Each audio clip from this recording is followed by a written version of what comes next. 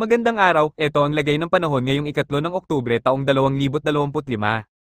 Umaga, maulap ang kalangitan sa maraming bahagi ng Luzon at Visayas, mainit-init pa rin sa Metro Manila mula 26 hanggang 28 degrees Celsius pero may banta ng biglaang ulan.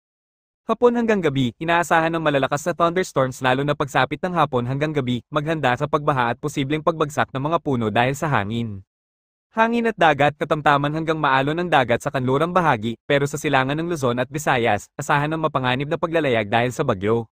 UV index, mataas pa rin sa tanghali, kaya kung lalabas, gumamit ng proteksyon sa balat. Bagyo update, si Bagyong Paulo ay patuloy na lumalapit at inaasahang magla-landfall sa bahagi ng Isabela o Hilagang Aurora ngayong araw, 3 ng Oktubre, magdudulot ito ng malakas na ulan at hangin sa northern at central Luzon, kaya maging alerto sa posibleng pagbaha at landslide.